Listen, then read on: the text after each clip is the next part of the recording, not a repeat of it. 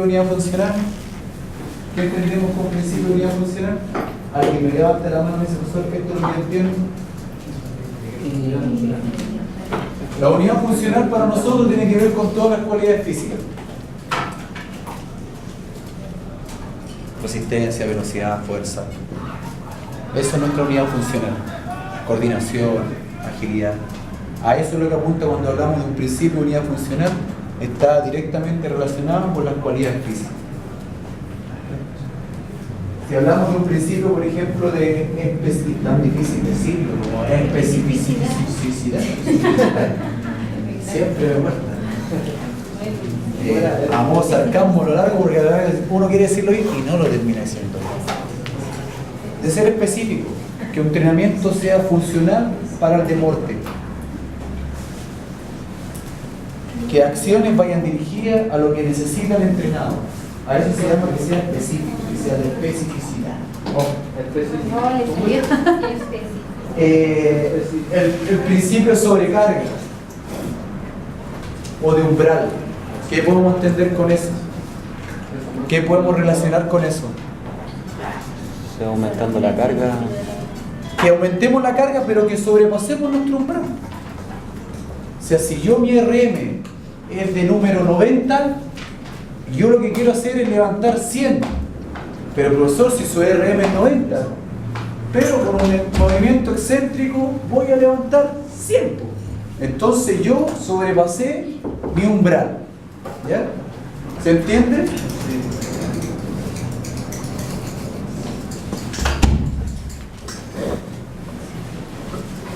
¿Qué más?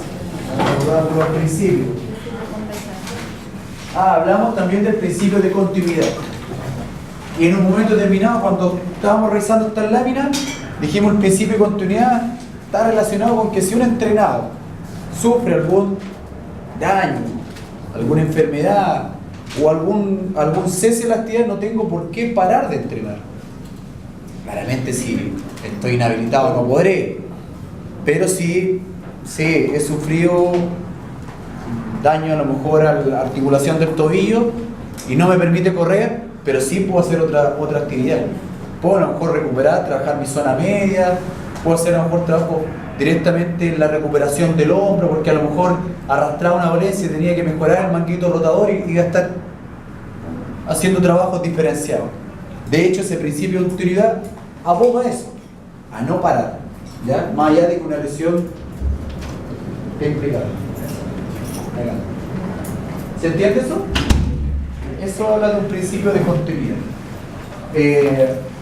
Otro principio es de individualidad. Y en la lámina parecía que a pesar que dos gemelos estén haciendo algo, no tienen por qué hacer lo mismo. O sea, no van a pensar lo mismo, son distintos. Y si tenemos que hacer diferenciar de trabajo, lo debe hacer. A eso aprueba que somos todos seres distintos, ¿ya? Y por ende vamos a necesitar estímulos distintos.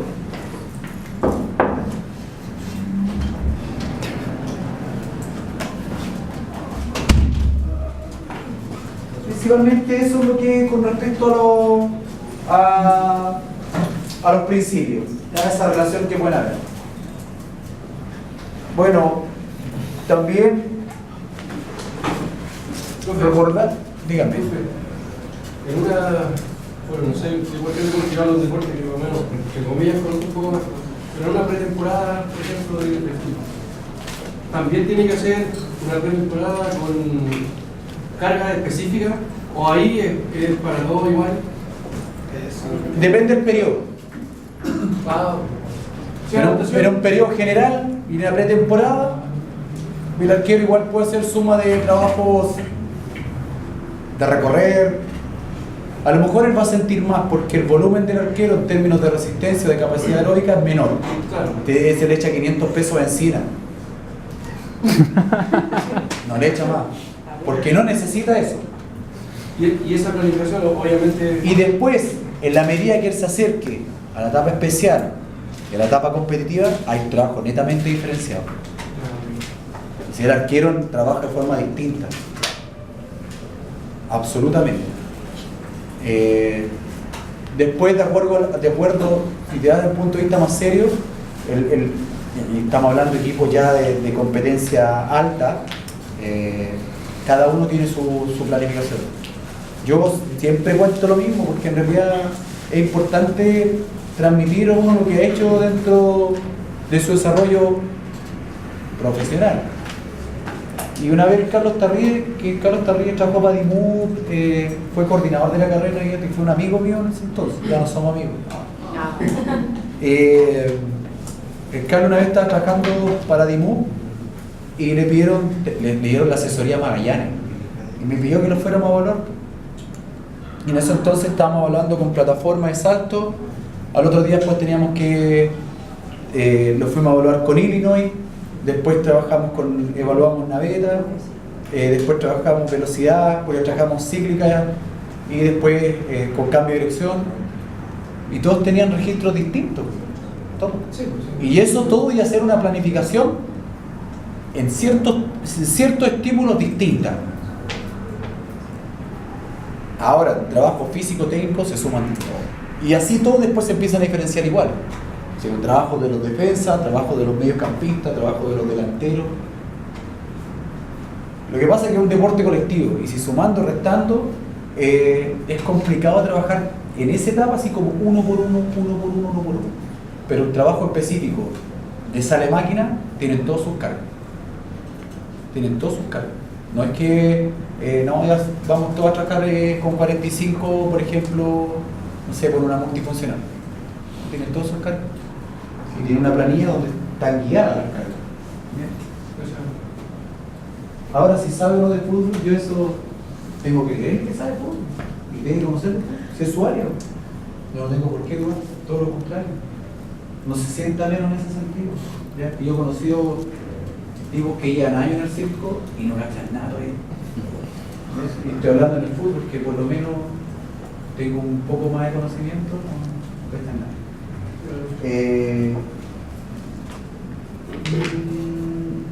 Dentro de las láminas aparecieron los tipos de planificación en términos de tiempo, ¿cierto? Y logramos ver de repente estas periodizaciones largas, estas estructuras largas donde había una etapa casi de iniciación, ¿ya? En un tiempo largo, o sea, había un desarrollo de base hasta llegar casi a una etapa competitiva. Después aparecían las medianas, dígame. ¿Cómo tener así tantas conferencias en el año? ¿Cómo que no tenista? ¿No tienen tanta participación en el año? ¿Cuál es su planificación? Lo que pasa es que ellos tratan con ATR. El ATR es una planificación contemporánea donde ellos van haciendo cargas, descargas de acuerdo a las competencias que tengan. Sí, eso. Yo no soy especialista en tenis, pero sí su cuerpo técnico dice, ¿sabes qué? Nosotros vamos a apuntar a 7 torneos importantes en el año. ¿Pero eso lo ven a principio de año? Claramente. Tú termina tu temporada y tú ya tienes planificada la próxima. Dices, ¿sabes qué? Nos vamos a meter, por ejemplo, ya, mi fuerte es arcilla. ¿Sabes qué? Vamos a montar a ATP con Challenger que hay en Ecuador. Yo soy termino medio, ya no soy ya en Nadal, ya. Soy Oscar Márquez, está 1200 en el mundo. Entonces ahí ya estoy escalando, posicionándome en el ranking. Y digo, ¿sabes qué? Mi cuerpo técnico, ¿sabes qué? Vamos a apuntar al ATP, al Challenger de Ecuador, vamos a apuntar a un Challenger a la Copa Milo Santiago, y así sumando. ¿Y sabes qué? Nos vamos a meter en otros 3 torneos, pero no es nuestro fuerte. En esa suma total, quizás sumamos 8 o 9 torneos. Mi fuerte los vamos a establecer en así. Las bajas, descenso de esos tipos de trabajo van a ser donde yo no apunto.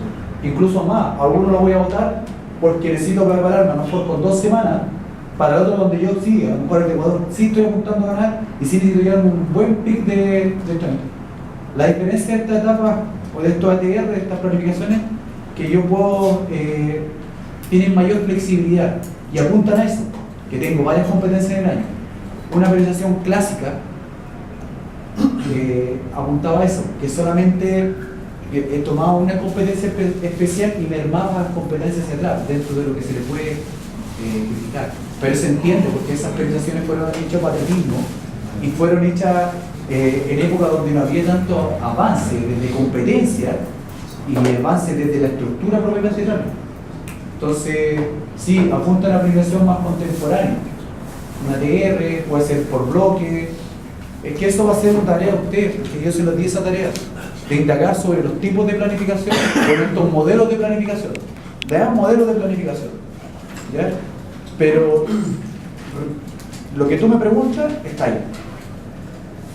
Está ahí. ¿Ya? Está con una TR que tiene características más específicas hacia el deporte. Es un modelo de planificación más específica hacia el deporte.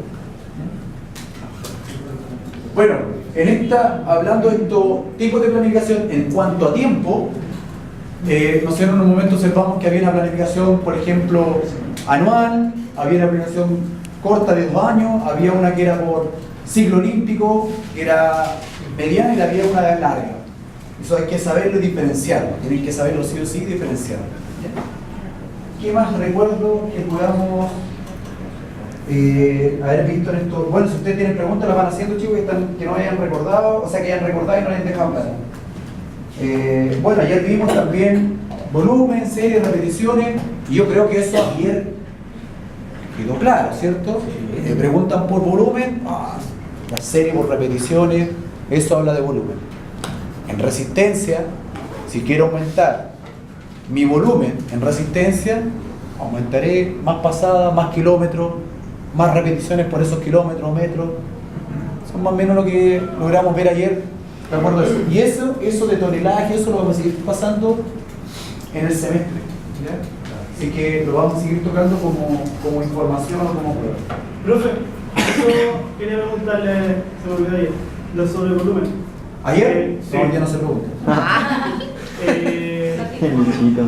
Era, ¿cuál es el ¿cómo se dice? La ventaja o de tener el volumen que no sería ayer, de la adaptación anatómica? Cuando tenemos el principio de general, ¿para qué nos puede servir sacar el volumen total del porcentaje? Ayer no sé quién me preguntó. Y que yo te respondí, le dije que nosotros habíamos sorprendido planificaciones que eran copiadas en un IDR. Cabros que por ahí cometen un error y presentan su planificación de su proceso de práctica. Y como que creen que uno no va a saber que eso lo copió y le pegó. Muchas veces cambian números, pero no relacionan número con etapa. Entonces, sí, un periodo de choque, microciclo de choque, tiene números específicos que son totalmente distintos, por ejemplo, a otro que está en un periodo de una adaptación anatómica y las intensidades, obviamente. Entonces, es importante saber los volúmenes porque los vas a relacionar en la etapa que estés. Un volumen alto con intensidades bajas, 50 o 60, va a marcar una etapa donde tú estás. Y no tiene que ser lo mismo con ese volumen en otra etapa. No podrías poner un alto volumen en competencia. Y si me pusieras un volumen bajo en un microciclo que está relacionado con un periodo general, yo diría, ¿sabes qué? ¿Por qué hiciste eso? ¿Cuál es la relación? ¿Qué entendiste tú con esta etapa y esta? No, es que creí y consideré que había que hacer más pasadas o más repeticiones o más serie en esta etapa, pero me bajaste las intensidades. Y al bajar la intensidad, ¿cómo? Si no es parte de la competencia o no estabas compitiendo. Entonces, por eso es importante ese número. No porque esté pasando, esté repitiendo, sino porque está relacionado en una etapa donde tú debieras hacer más o menos. Eso es. En la medida que tú te acercas a tu competición, los volúmenes van en descenso y las intensidades van inversas, van aumentando. Así debe ser. Un español, por ejemplo, se le planteó una pregunta. Yo hice un diplomado en fútbol hace como 2 años atrás en la INAF, ya que le gusta el fútbol, y ahí estuve con algunos, y de hecho me tocó compartir con Bozán, con algunos pichangas que han jugado en tal parte, siempre te preguntan, ¿y tú dónde jugaste? Sí, lo típico. No, yo jugué en mi casa. Y la respuesta mía, no, en el Real Madrid, pero de los Bravos. Sí, es así. Como si no jugaste. Después te toca igual, compartíamos experiencia y además este español que era preparador físico, bueno, tiene un doctorado esta persona y trabaja en España a nivel de selección fuerte, en ese entonces era el preparador físico de la selección de futsal de España. O sea, para que ustedes se hagan una idea, chiquillos, los que no entienden de futsal, el futsal en España es ver, en un partido de futsal es como ver clásico Real Madrid y Barcelona.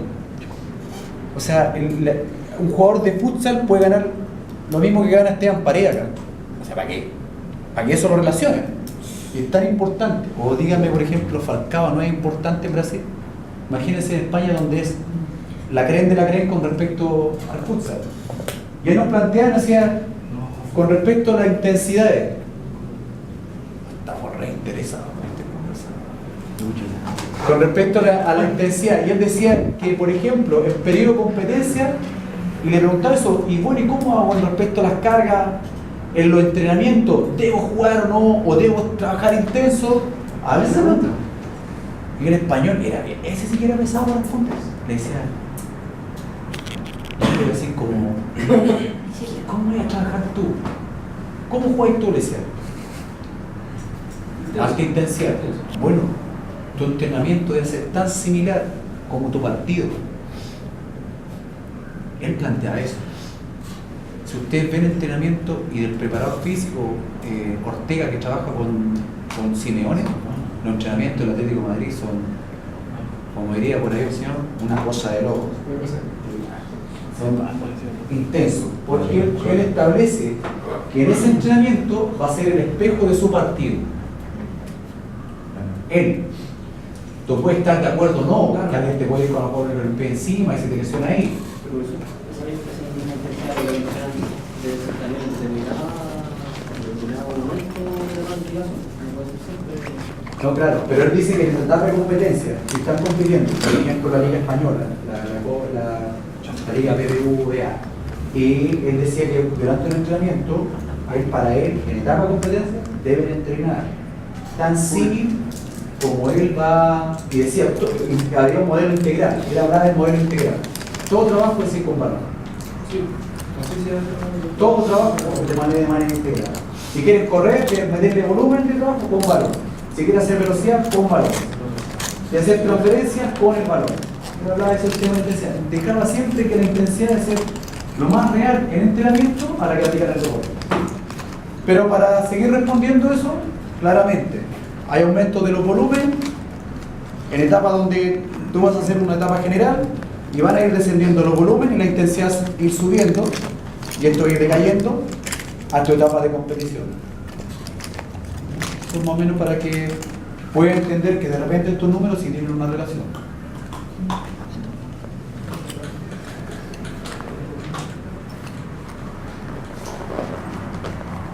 Y ustedes que están a puerta de su EDR, algunos, cuando hacen su proceso práctica, hay varios roles respecto a eso. Yo hace poco, yo últimamente no superviso o no reviso informes de práctica. Pero cuando me ha tocado ver, de repente, pequeño detalle, no sabes qué, te equivocaste en tal cosa. No tiene relación. Por ejemplo, evaluaciones que no son propias del objetivo, que no son propias del me tocó una vez, por ejemplo, que la persona quería establecer, era de técnico en deporte, establecía como título, por ejemplo, no era preparador físico, sí, trabajo de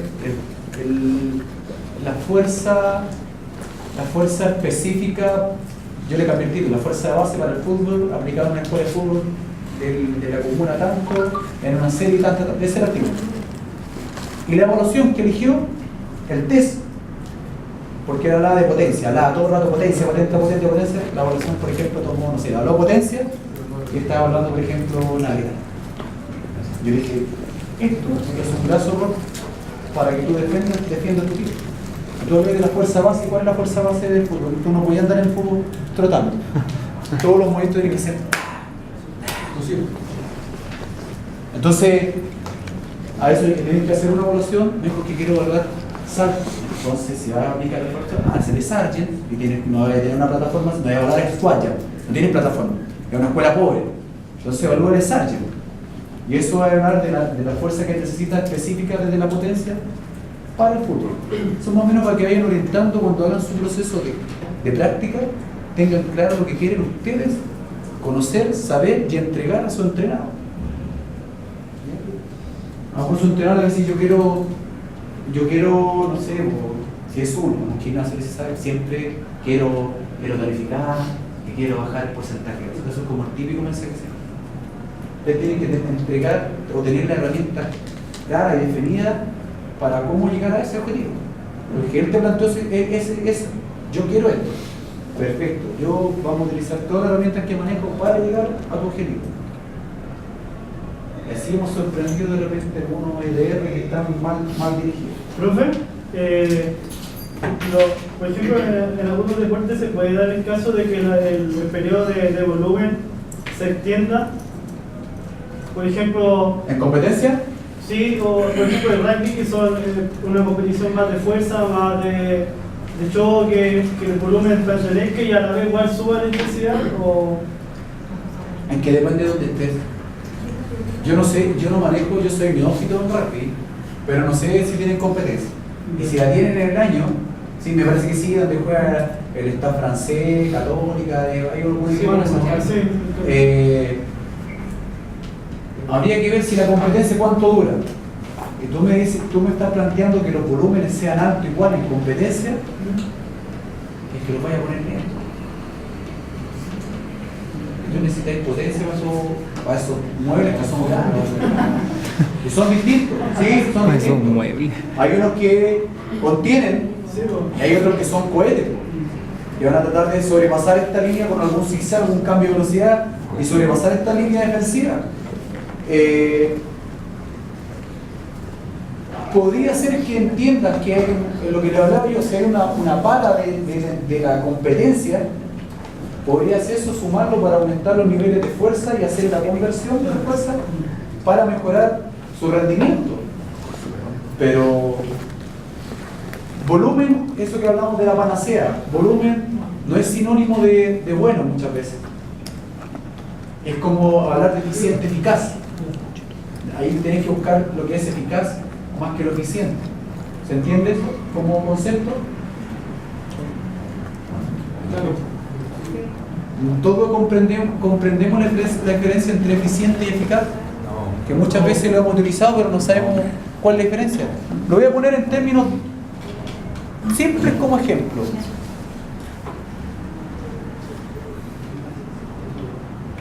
El Señor me pide que lo defienda porque lo van a asaltar.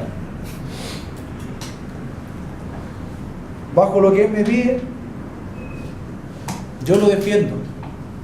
Le pegué a los 55 asaltantes que venían en camino, pero lamentablemente lo pasé y lo herí. Y además herí a una señora que justo iba pasando que iba a comprar el pan. Finalmente cumplí lo que Él me pidió y yo lo salvé, pero dañé a personas que no estaban involucradas y mermé ese trabajo. Sí, fue un trabajo eficiente. Yo cumplí el objetivo, lo salvé, pero resulta que igual hubo una merma de lo que me estaba pidiendo. Sería muy distinto si yo lo salvé a esos 55, no lo dañé a él, ni dañé a la señora que iba a comprar el pan. Ya ahí sería una diferencia de ser un trabajo eficaz y eficiente, por el tema de los insumos que yo ocupo para, o que se merma, para obtener un objetivo. Entonces, volviendo a lo suyo, ojalá buscar trabajo eficaz para el deporte o para la actividad. Ya, ¿qué cosas más debieran reconocer o recordar o tener claro? Bueno, la intensidad del entrenamiento, la intensidad del entrenamiento. Adelante, que te vaya muy bien. La intensidad del entrenamiento están relacionadas con los porcentajes. Si alguien me va a hablar de intensidad del entrenamiento, lo voy a relacionar con porcentajes. Y que lo vimos también ayer. ¿Cómo podíamos llegar a esa intensidad? A través de una regla de 3 o a través de una carga porcentual. La sumatoria de esas cargas porcentuales mi ADAT, la intensidad de trabajo. ¿Cierto? Hablamos de la densidad, todos entendemos la densidad, ¿cierto? Y hoy día lo tocamos en una clase práctica, ¿cierto? Y le hice el concepto y dije, ¿qué entendemos por densidad? Bueno, trabajo es igual descanso. O sea, si yo trabajo, hago 1 minuto de un esfuerzo, la densidad y la establezco como 1:1, debiera descansar 1 minuto. A eso aboga, o a eso dice, o a eso aclara lo que es densidad. ¿Bien? ¿Qué más? Yo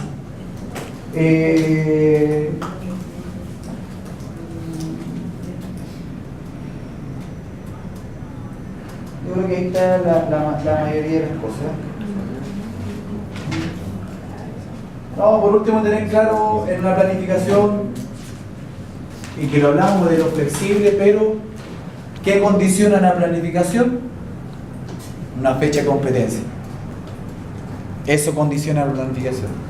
Si esto fuera un equipo, ustedes fueran todo mi equipo, nosotros tenemos 3 competencias importantes, pero una por sobre las demás, esa última, que es tan importante, esa me condiciona a todas las demás. Y esa me condiciona mi calendario. Y a través de esa última competencia que es importante, de ahí calendarizo hacia atrás. Y establezco cómo llegar a eso. O sea, eso que está acá lejos, o no tan lejos, me está condicionando toda mi etapa. Decir, ¿cómo yo voy a llegar lo mejor preparado para esa competencia importante? Y les planteé la otra vez con algo con usted o los otros chicos de la 4 sobre, no sé, un deporte como el fondo, el atletismo. ¿Ya? Y planteaba la maratón de Santiago. La maratón, o sea, la prueba de 10 kilómetros de Consarú de Maipú va a ser importante, que sí, quizás. Y a lo mejor la subida en tipo trail para la que hacen en Vitacura, parece, también va a ser importante, lo ocurro, va a ser también importante. Pero lo que yo estoy preparando y buscando es la maratón de Santiago. Y esas competencias que están ahí me van a servir a mí para prepararme a eso. Entonces, a través de esa fecha, yo planifico hacia atrás. Y establezco cómo llegar a eso. Ah, ¿sabes qué? Hay 21 kilómetros a hacer conmemorando la Comuna de Renca. Voy a meter también dentro de mi planificación esa porque me va a servir llegar lo más óptimo a la maratón de Santiago. ¿Ya? Quizás mi objetivo es posicionarme entre los 80. Tengo mi objetivo, tengo mi prueba más importante con una fecha definida. Tengo pruebas calendarizadas antes de llegar a eso. Y así empiezo a estructurar cómo llegar a esa etapa más importante. Con un buen periodo de base, especial, y dentro de ella voy buscando, y especial en fondo, obviamente voy metiendo intensidades más altas que las que hice acá, donde está el mayor volumen, donde está la base para este corredor de fondo. ¿Ya? Y ahí a lo mejor en esa especial puedo meter una prueba donde sean 21, donde me van a cambiar la intensidad y voy a bajar el volumen. ¿Ya entienden? ¿Cuántas maratones puedo hacer en un año? Fisiológicamente siempre planifican 3, 2, 3 en el año. Ahora, hoy en día, como están los estereotipos, como están los entrenamientos y cómo